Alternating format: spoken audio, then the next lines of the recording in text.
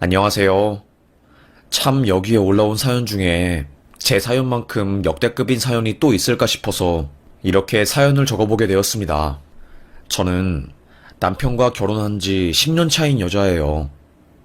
저희 남편과 저는 10년 정도 열애를 하고 결혼하게 되었거든요. 다들 저희 커플을 보고 정말 너네는 결혼할지 알았어. 연애도 10년 했는데 다른 사람은 어떻게 만나?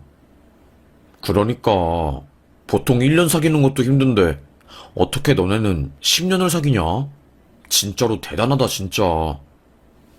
이렇듯 주변 사람들이 모두 아는 연애를 했어요. 사실 저희 남편은 시부모와 사이가 안 좋았거든요. 시어머님, 시아버님이 좀 무섭고 그래서 성격이 온순하고 착한 저희 남편과 트러블이 많았나 봐요. 교육 문제 때문에 서로 싸우기도 많이 싸우고, 아무래도 시댁은 가난하게 살았고, 그래서 성공하는 유일한 방법은 공부를 해서 서울로 올라가는 것이라고 생각을 했던 것이었죠. 내가 말이야, 우리 아들을 성공시키려고 어릴 때부터 영재학원 보내고, 있는 돈 없는 돈 다 끌어와서 개고생을 하면서 키웠어. 그런데 애가 하라는 공부는 안 하고 맨날 로봇 만들고 책이나 읽고 그러니 내가 속이 타지. 책상에 앉아 있는 거 보면 혹시나 애가 공부하나 싶어서 가만히 들여다보면 그것도 아니고 에휴 허구한 날 그림쟁이 한다고 그림이나 그리고 속이 탄다 타. 제가 처음에 시집을 왔을 때 어머님이 저에게 한 말이었어요. 그래도 그렇게 열심히 그림 그린 덕에 웹툰 작가도 되고 지금 잘 먹고 잘 살잖아요. 그러면 뭐하니? 돈도 못 버는 만화 작가 돼가지고 그래도 며느리라도 잘 데려와서 다행이지. 사실 저는 고아였어요. 부모도 없고 친척들조차 저를 버리고 상대도 안 해줬거든요. 우리 아빠는 제가 3살 때 굴착기에 치여서 사망하셨고, 엄마는 그 충격으로 조현병으로 정신병원에 입원을 하고 헛소리하고 항상 저에게 주파수 소리가 들려. 이상한 주파수가 나를 조종하고 있어. 어떻게 하면 좋니? 이런 알 수 없는 말을 하시는 분이었어요. 외할머니가 결국에 강제로 엄마를 정신병원에 감금을 하고 저는 외할머니와 함께 살다가 엄마가 극단적인 선택을 했다는 것을 알게 되었지요. 외할머니는 네 엄마는 어쩌자고 핏덩이 같은 너를 두고 이렇게 황망하게 떠나니 어찌 이럴 수가 있니? 내가 속이 썩는다 썩어 네 엄마 때문에 이를 정말로 어쩌면 좋아. 눈물을 삼키셨습니다. 결국 외할머니는 제가 20살이 되었을 때 스트레스로 인해서 돌아가셨어요. 원래는 몸이 엄청 안 좋고 아프셨는데 그래도 저를 책임지겠다고 제가 성인이 될 때까지 지켜보겠다고 하시면서 하루하루 버티신 거였어요. 저에게 그 약속을 지키고 제가 성인이 되자마자 탁 숨통을 놓아버린 거였죠. 하여튼 그런 어린 시절을 보냈기 때문에 저는 어릴 때부터 그래, 인생은 나 혼자 사는 거야. 누가 뭐라고 해도 나는 나 혼자서 잘 먹고 잘 살아야 해. 누구한테 기댈 수도 없고 이제는 할머니도 부모님도 내 곁에 없어. 아주 악바리로 살았어요. 선생님들이나 교수님들이 건이야, 너는 정말로 애가 기가 세구나. 너는 어떤 일이 닥쳐도 항상 잘 헤쳐나갈 것 같아. 건이야, 너는 이름처럼 남자답게 여자지만 아주 당당하게 잘 사는구나. 주변의 어르신들이나 선생님들은 저의 당찬 성격을 이렇게 설명해 주셨지요. 이름처럼 건강하고 당당하게 산다고 하면서요. 하지만 그 소리를 들을 때면 나도 어리광 부리고 싶고 순수한 아이처럼 살고 싶은데 처음부터 나는 이렇게 강하고 악바리 성격이 아니었는데 약간은 씁쓸했습니다. 하여튼 그 악바리 성격 때문인지는 몰라도 유명한 명문대에 입학하게 되었고 거기서 수석 졸업을 하게 되었어요. 대학교 1학년 때 만난 사람이 지금의 남편이었고 저랑은 다르게 항상 순수하고 해맑고 영악한 측면이 하나도 보이지 않는 그런 남편을 본 후로 저는 사랑에 빠지게 된 거였지요. 제가 유일하게 그 남자 앞에서는 긴장을 안 하고 저의 솔직한 모습을 모두 보여줄 수 있었어요. 네 옆에 있으면 난 솔직해져. 내 모든 걸 감싸주는 네 마음 때문에 널 안고 있으면 난 더 솔직해져. 행복해. 이 순간의 순간조차.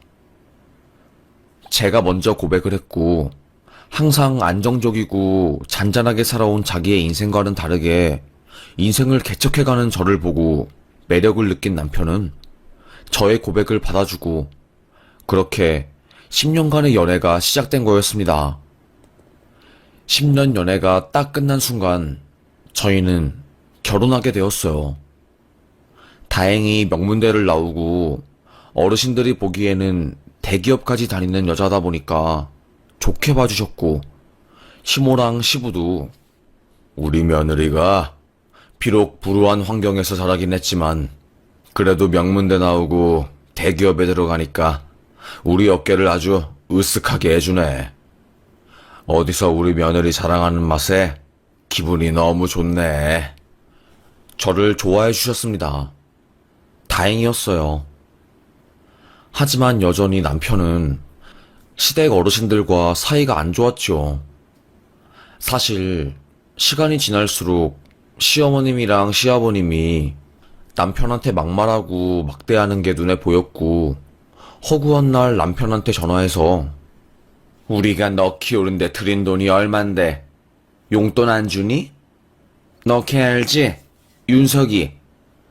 윤석이는 글쎄 사업으로 성공해서 한 달에 지네 부모한테 200만 원씩 턱턱 주더라. 내가 그걸 보고 얼마나 부러웠는지 진짜. 너도 윤석이의 반의 반만 좀 닮아봐라. 자식 키워서 뭐하나 싶다. 돈만 덩어리로 드는데 에휴. 이렇게 자기 자식을 돈줄로 아는 사람들이었어요. 저도 그걸 알았지만 며느리가 중간에 끼어들면 사이가 더 안 좋아질 것 같아서 가만히 있었지요. 당신 괜찮아? 나도 솔직히 말하면 좀 지친다. 당신이랑 결혼하기 전에는 아예 엄마랑 아빠가 내 월급 통장을 뺏어서 가져갔어. 그래서 난 당신이랑 결혼하기 전에도 돈 한 푼 못 모았던 거야, 엄마 때문에. 그래도 다행인 게 당신이 세무 쪽에서 일해봤으니까 당신이랑 결혼하고 나서 당신 핑계 대면서 엄마한테 통장 뺏어올 수 있었어. 그게 진짜 참 다행이야. 참 남편은 불쌍했어요. 착한 아들로 자라서 부모한테 반항 한번 못하고 자기의 정체성을 뺏긴 채 부모의 소유물로 자라게 되었으니 말이지요. 마음이 찡했습니다. 그래도 어머님 아버님은 저를 신뢰하고 제가 명문대를 나와서 그런지 저를 약간 함부로 못 대하는 그런 부분이 있어서 저는 그걸 이용해서 어머님 아버님에게 남편한테 함부로 대하지 말라고 중재를 좀 했어요. 그 때문에 어머님이 저를 안 좋게 보시고 저도 잠깐 시댁이랑 멀어졌던 기억이 있었지요. 하여튼 그렇게 삐그덕거리면서 불안불안한 관계를 이어가다가 기어코 일이 터지고야 만 거였습니다. 여기 혹시 이건희 씨 전화 맞으신가요? 지금 남편분께서 교통사고를 당해서 해포구 병원에 실려 오셨거든요. 빨리 와주시길 바랍니다. 지금 혈액 검사하고 곧 응급수술에 들어갈 것 같아요. 네? 그게 무슨... 갑작스럽게 걸려온 전화에서 들려온 충격적인 이야기는 저의 뒤통수를 한 대 팍 하고 때리는 듯 했어요. 저는 거짓말 치지 말라고, 당신들 보이스피싱 아니냐고, 내 남편 오전까지만 해도 회사 갔는데 오후에 어떻게 교통사고가 나냐고 저는 믿지 않았지요. 혹시나 하는 마음에 해포구 병원에 전화해서 남편의 이름을 대며 응급실에 실려온 사람 맞냐고 물으니, 네, 방금 들어오신 분 맞습니다. 병원 개인정보법 때문에 자세한 병실 안내는 알려드리기 힘듭니다. 저는 바로 병원에 뛰어갔고, 의사는 교통사고로 지금 실려왔는데 폐 쪽에 물이 차고 횡격막이 찢어져서 굉장히 위급한 상황입니다. 저희도 최선을 다해보겠지만 다발성 골절도 있어서 예후가 좋을 것 같진 않아요. 남편은 점심을 먹고 부장의 심부름을 갔다 오는 길이었대요. 서초에서 잠실로 건너가던 중에 사고가 난 거였고, 택시를 타고 있었는데 택시기사는 즉사했고, 남편은 찌그러진 택시에서 응급구조원들에 의해서 구조가 된 거였답니다. 가해 차량은 10대 소년이었고, 무면허에 불법으로 빌린 자동차를 몰고 가다가 남편이 탄 택시를 들이받기 전에 이미 한 차례 가로등에 차를 받고 빙빈 돈 상태였던 거였죠. 그래서 대낮에 그런 큰 사고가 난 거고, 저희 남편의 사고는 뉴스에도 짤막하게 나올 정도였습니다. 10대 소년의 교통사고로 인해서 사망자가 났다고요. 하지만 경미한 처벌 외에 형사적으로 책임을 물을 수 있는 방법은 거의 없더라고요. 그 피해자가 저희 남편이었어요. 하루하루 성실하게 살아가던 저희 남편은 철없는 10대들의 운전으로 인해서 한순간에 목숨을 앗아가게 된 것이었죠. 수술실을 나온 의사는 출혈이 너무 심해서 쇼크가 2번이나 와서 일단 중간에 수술을 멈추게 되었습니다. 지금 심정지 전 상태였다가 CPR로 숨은 겨우 붙어놓은 상태라서 오늘이 고비일 것 같아요. 의사 선생님, 저희 남편 불쌍한 사람이에요. 아직 인생 제대로 즐기지도 못하고 진짜 힘들게 사는 사람이었거든요. 이제 저랑 결혼하고 좀 마음 편하게 살려고 그렇게 노력하던 사람인데 이렇게 황망하게 떠나보낼 수는 없어요. 의사 선생님, 제발 저희 남편 좀 살려주세요. 선생님, 제발요. 자존심이 강한 저는 처음으로 그때 누군가에게 무릎을 꿇고 싹싹 빌었어요. 이 사람 살려주면 뭐라도 다 하겠다고. 정말로 제발 소원이라고 하면서요. 하지만 남편은 떠났습니다. 삐삐삐. 심장이 멎는 기계 소리와 함께 싸늘한 주검이 되어서 제 앞에 돌아왔어요. 당신, 어떻게 이렇게 황망하게 떠날 수 있어? 날 두고 떠나면 어떡해? 저는 울음이 터져서 앞을 못 볼 정도로 패닉인 상태가 되었어요. 어머님과 아버님은 그래도 덤덤하게 아들을 보내주시더라고요. 좋은 곳 가서 행복하게 살거라. 저는 남편을 보내주었습니다. 하지만 장례가 끝나고 49제도 치렀음에도 불구하고 제 마음속에 남편은 떠나지 않고 살아 숨쉬었어요. 그 사람과 함께 살던 집에 들어가면 정막이 제 몸을 감싸니까 미칠 지경이었고, 함께 먹던 밥상에 이제는 아무도 없으니 너무나도 깊은 외로움에 몸부림을 칠 수밖에 없었지요. 그도 그럴 것이 연애를 10년이나 해서 그 사람이 저이고 제가 그 사람이었거든요. 저는 남편과 사별하고 시댁과는 이제 연이 없어진 상태로 혼자서 다시 고아가 되었습니다. 그런데 남편을 떠나보내니 이제 나는 인생에서 또 혼자가 되었구나. 언제 다시 벌어질지 모르는 그런 존재가 되었구나. 라는 생각에 우울증이 찾아오더라고요. 공황장애, 우울증까지. 삶이 참 힘들었습니다. 버스에서 제가 쓰러졌어요. 심장이 터질 것 같고, 머리에 핵폭탄이 터진 것처럼 너무나도 머리가 어지럽고, 토할 것 같고, 당장이라도 죽을 것 같아서 목을 부여잡고, 제발, 아무나 저 좀 살려주세요. 가까스로 소리를 쳤지요. 운전기사가 저를 보고 깜짝 놀라서 차를 돌려 바로 병원으로 갔고, 병원에 간 저는 심장에 이상이 없고, 다만 혈액 검사에서 스트레스 수치가 굉장히 높은 걸로 나왔다고 하더라고요.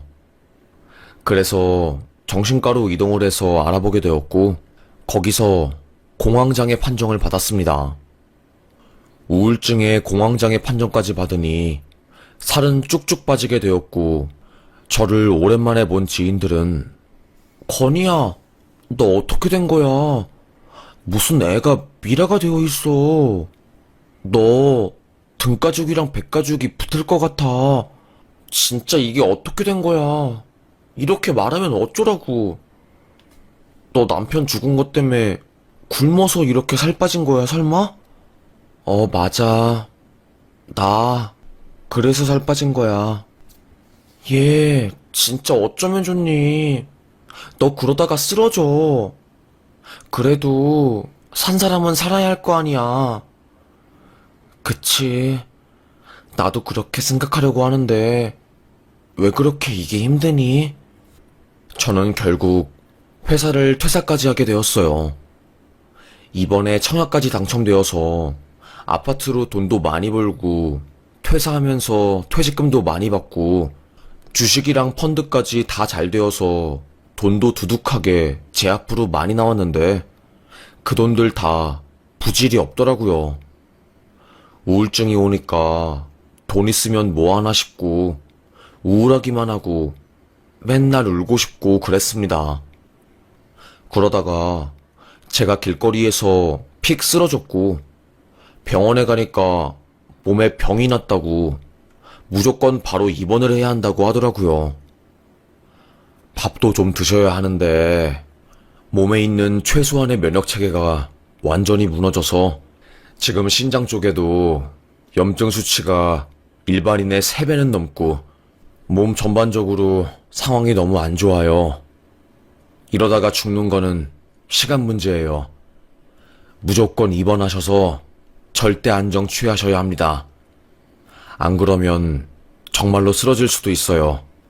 의사의 말에 저는 아무 말 하지 않고 바로 입원하게 되었고, 거기서 겨우겨우 마음을 추스르면서 있었어요. 연을 끊고 살던 시모와 시부도 저의 소식을 듣고 한 걸음에 달려왔죠. 시모는 어쩌면 좋니? 입원을 했으면 말을 하지.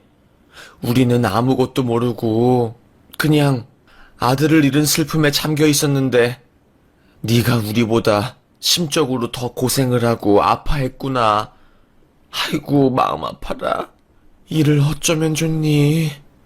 정말 너도 마음이 참 여려가지고 여러모로 고생을 많이 했구나.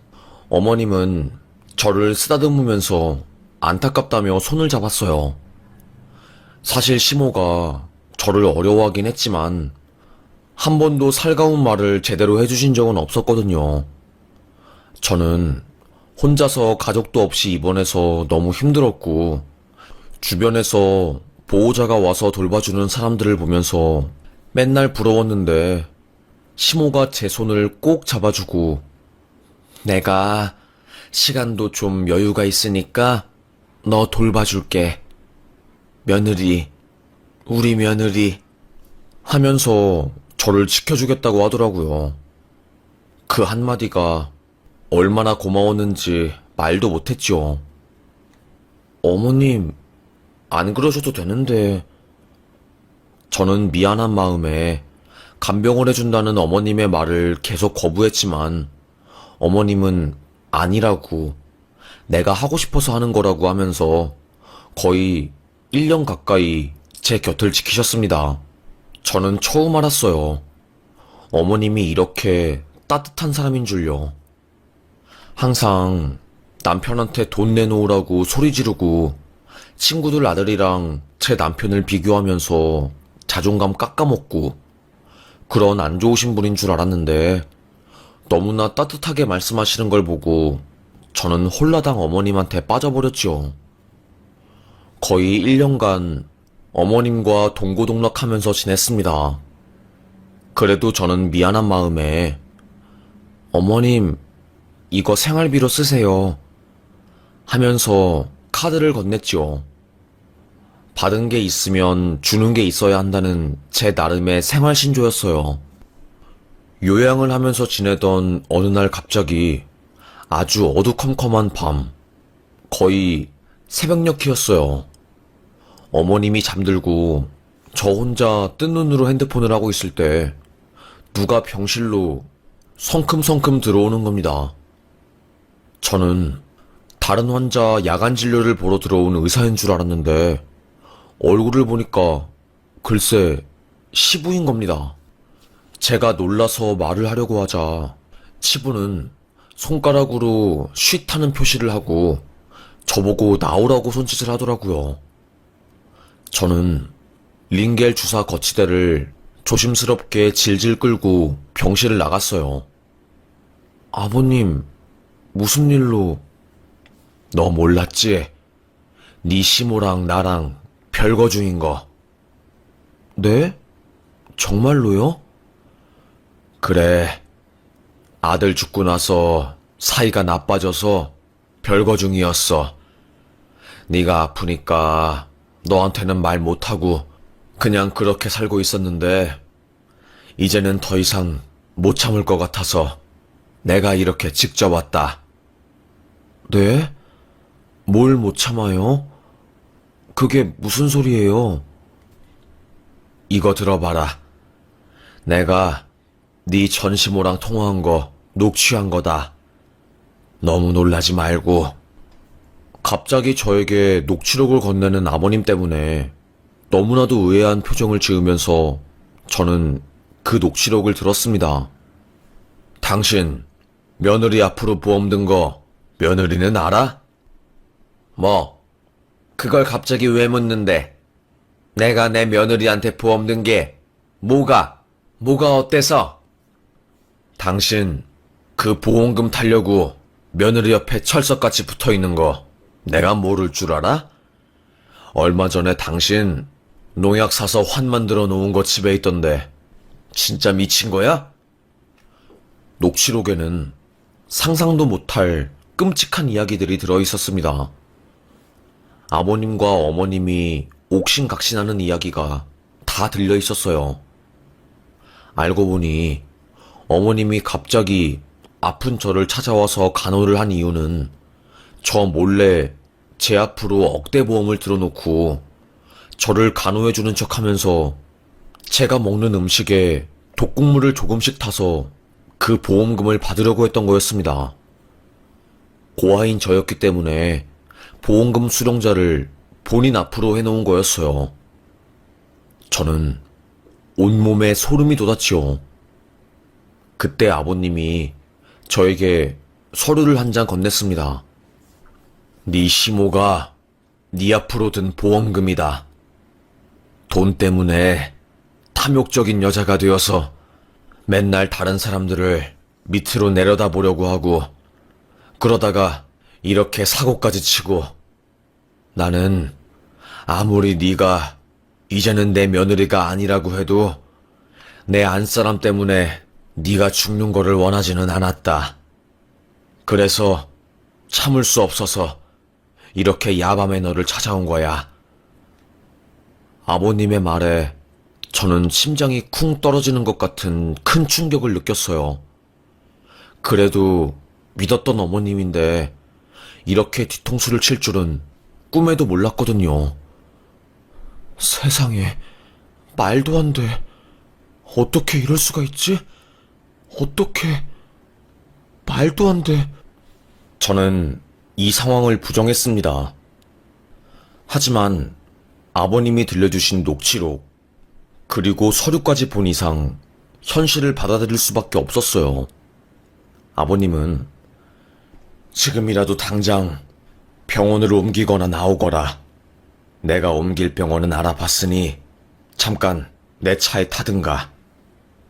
하시면서 아버님은 저를 한 봉고차에 태웠습니다. 저는 수액 바늘을 뽑고 아버님의 차에 홀린 듯이 타게 되었죠. 아버님, 저 어떻게 해요? 너무 무서워요. 어떻게 믿었던 사람에게 이렇게 배신을... 그래도 시어머님이니까 가족이었으니까 믿었는데... 그때 아버님이 갑자기 저의 손을 턱 잡고 그렇지 하면서 으슥한 곳으로 운전을 하는 겁니다. 그리고는 원치 않는 스킨십을 하면서 느끼한 말을 내뱉더라고요.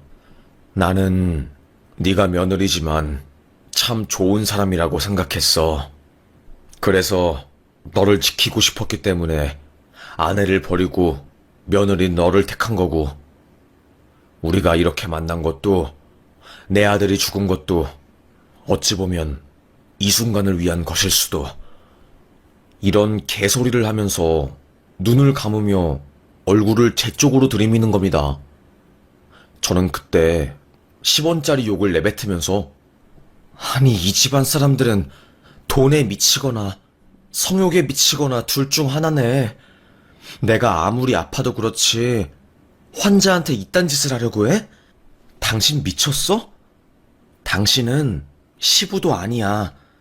이게 진짜 콱 때려 죽여도 시원치 않을 놈이. 제가 발악을 하면서 욕을 하자 시부는 허허허 그래 하면서 힘을 쓰려고 하더라고요. 하지만 시부가 모르는 게 하나 있었죠. 제 팔목에 있는 건 그냥 시계가 아니라 구조 요청을 할 수 있는 스마트워치였습니다. 저는 시부 몰래 빠르게 그 워치를 2번 눌렀고 바로 위치 추적이 되면서 경찰이 제가 있는 쪽으로 온 거지요. 삐용삐용 소리가 나자 시부는 자기가 하던 행동을 잠시 멈추고 뭐야, 짭새들이 왜 와? 나 찾으러 온 건 아니겠지? 하면서 창밖을 바라보는데 그때 경찰차가 저희 차 쪽으로 와서 창을 팡팡 두드리자 시부는 깜짝 놀라서 뭡니까? 하면서 창문을 직 내린 거였죠. 저는 그 틈을 타서 살려주세요!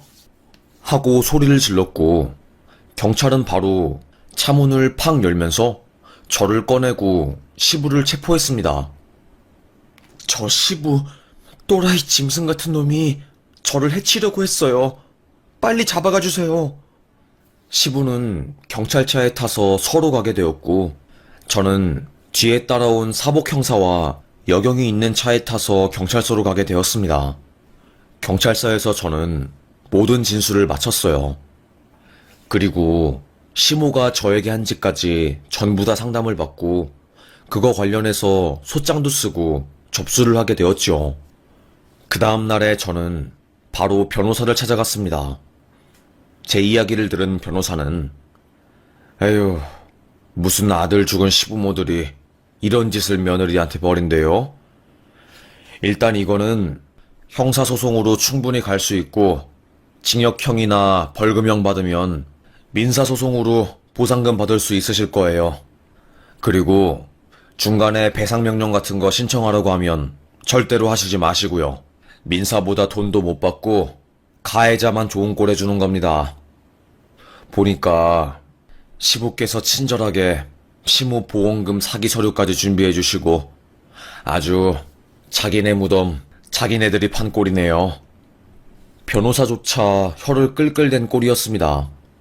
시모는 며느리 죽여서 억대의 보험금 타내려고 꼬리 살랑살랑 흔들면서 농약으로 환을 만들어서 며느리 음식에 넣으려고 하고 시부라는 사람은 아들도 죽고 아내랑 싸워서 별거에 들어가니 아주 짐승이 되어가지고 며느리를 봉고차에 태워가지고 개짓거리 하려고 하고 저는 참 씁쓸했습니다. 제 친구들은 진짜 시모도 그렇지만 시부는 인간 쓰레기네. 이러니까 요즘 살기가 힘들다니까?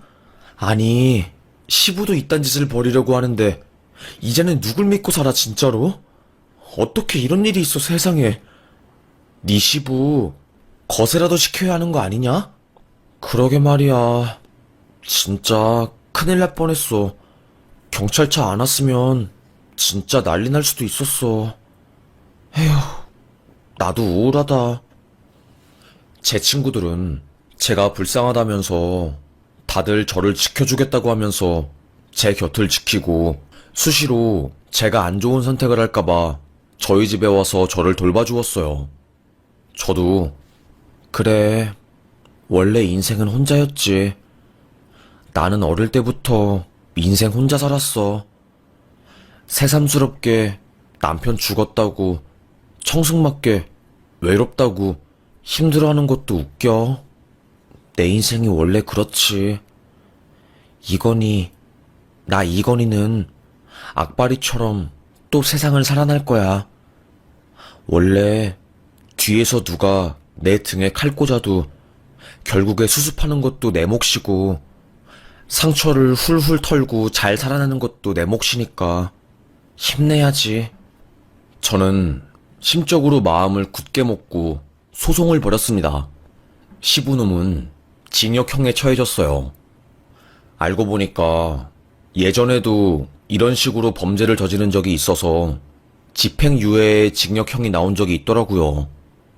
재범이었고, 그리고 친족을 상대로 한 범죄였으니 더더욱 판사께서 죄질이 나쁘다고 보고 신상 공개 명령과 함께 징역 1년 6개월을 주셨습니다. 고령의 나이에 탄원서도 보시고 양형 참작 사유로 여러 가지를 고려하신 듯 보이더라고요. 뭐 원래 대한민국은 가해자한테 관대한 나라니까 별 기대는 안 했지만 그래도 나이 거의 70 먹은 노인네를 감옥에 보낸다는 거 그 자체만으로 위로를 받고 훌훌 털고 살아가려고 해요. 저는 지금 스마일 센터라는 곳에서 위로와 상담, 그리고 힘을 받고 있고 하루하루 잘 버텨내면서 살고 있습니다. 그리고 시모는 살인 미수죄로 지금 소송 중이에요. 법리적으로 진흙탕처럼 더러운 소송전이 벌어지는 부분이 있어서 좀 힘들긴 한데 제 명의로 보험을 들어놓은 게 정황상 증거가 되어서 지금도 아직 싸우고 있습니다. 저는 아예 시모랑 시부가 너무 원망스럽고 싫어서 전화번호도 바꾸고 이름도 저는 개명했어요. 새 인생을 살고 싶어서요. 아무래도 내성적이고 집에 있는 걸 좋아하다 보니까 자꾸 고립되고 그렇다 보니까 이상한 사람들이 꼬이는 것 같아서 지금은 자주 밖에 나가고 좋은 사람들 많이 만나고 다니면서 제 스스로를 위로하면서 살고 있습니다. 세상에 별의별 사람이 다 있다는 것은 저도 인생 살면서 겪은 부분이라서 알고 있었지만 그래도 그나마 믿었던 시모와 시부가 저에게 그런 짓을 벌여서 충격이 좀 크네요. 시부는 감옥에서 극단적인 선택을 시도하고 엄청 괴로워하면서 살고 있다고 하더라고요. 억울한지 지금 3심으로 항소했다는데 검사 말로는 아마도 기각될 확률이 높습니다. 이미 구속되었고 1심, 2심에서 징역형이 나와서 항소한다고 해서 판사님이 좋게 보진 않을 것 같아요. 이미 바로 현장 신고를 한 상황이고 증거도 너무 명확해서 라고 말씀을 하셔서 그나마 안심이 되네요. 참 씁쓸하긴 하지만 대한민국 법은 가해자한테 너무 관대해요. 피해자가 다시 그 아픔과 기억을 딛고 일어서서 떳떳하게 살기에는 참 힘든 것 같습니다. 인생이라는 게 힘들다는 것은 알았지만 막상 닥치니까 쉽지 않네요. 저도 부모님이 살아계셨다면 지금쯤 부모님 품에서 안겨서 엉엉 울고 하염없이 눈물을 쏟아내면서 제 마음을 달래고 싶었을 거예요. 하지만 저는 어른이고 누구에게 기댈 수 있는 상황이 아니기에 오늘도 이를 꽉 깨물고 살아야지요. 지금 제 사연을 들으시는 분들도 부모님이 다 돌아가신 분들이 있을 텐데 제 심정 이해해 주실 거라고 믿어요. 부모님이 두 분 다 돌아가시고 가족이 하나도 없으면 고향을 잃어버린 느낌이거든요. 다시는 돌아갈 수 없는 고향. 아무도 살지 않는 고향. 그래서 외롭고 힘들어도 마음 하나 기댈 곳이 없으니 심적으로 참 힘들고 그렇지요. 그래서 저는 너무 힘들어서 이렇게 글을 쓰면서 저의 이야기를 공유하고 여러분에게 말하면서 감정을 털어내면서 살고 있어요. 원래 제가 어릴 때는 힘든 이야기를 하면 만만하게 보이는 거라고 생각을 해서 힘든 이야기는 안 하고 살았는데 지금 생각해보니까 그것 때문에 병이 난 것 같아요. 힘든 것도 다 훌훌 털어놓으면서 살고 사람들이랑 공유하고 위로받으면서 살아야 하는 것 같아요. 사람은 사회적 동물이라고 하잖아요. 내게 상처 주는 것들은 다 사람들이긴 하지만 내 마음을 달래주고 나를 편안하게 해주는 것도 다 사람들이니까요. 그래서 제가 사람 사는 이야기 듣는 것을 참 좋아하나 봐요. 사람들이 어떻게 사는지 보면서 제 자신도 위로를 받고 또 위로를 줄 수도 있으니까요. 그래서 이번에 이렇게 크게 마음 먹고 글을 쓰게 되었습니다. 저를 괴롭힌 시모와 시부는 결국 벌을 받았네요. 죽은 제 남편이 부모님을 왜 그렇게 증오하고 싫어한지 이제야 좀 알 것 같습니다. 참 마음이 아파요. 얼마나 그동안 서러웠을까 싶습니다. 낳아준다고 다 같은 부모가 아니란 것을 간절하게 깨달았네요. 에휴, 참 한숨이 푹푹 나오지만 그래도 긍정적으로 오늘도 살아가 보려고 합니다. 여러분, 우리 힘내면서 살아요. 힘들고 고되고 쉽지 않은 인생이지만 이렇게 살다 보면 언젠간 좋은 날이 오겠죠. 저는 그날이 꼭 올 거라고 믿습니다. 그리고 그날이 오면 목 놓아 소리치고 싶어요. 건이야, 이건이 너 수고했다. 내 자신 정말로 수고했다. 우리 모두 자기 자신을 달래주고 칭찬해주고 사랑해주면서 살아요. 저는 그동안 제 자신을 채찍질하면서 못되게 군 것만 같아요. 참 어리석었죠. 차가운 세상 속에 내 곁을 지켜주는 절대적인 존재는 내 자신인데 그걸 모르고 참... 뭐 몇 마디 한다는 게 이렇게 글이 길어지게 되었네요. 요즘 날이 더우니까 시원한 물 많이 드시고 힘들어도 긍정적인 생각하시고 하하호호 웃으면서 삽시다. 인생 별거 있습니까? 어차피 죽을 건데 최대한 행복하게 살아보자고요. 그럼 저의 이야기를 이렇게 끝까지 들어주셔서 감사합니다.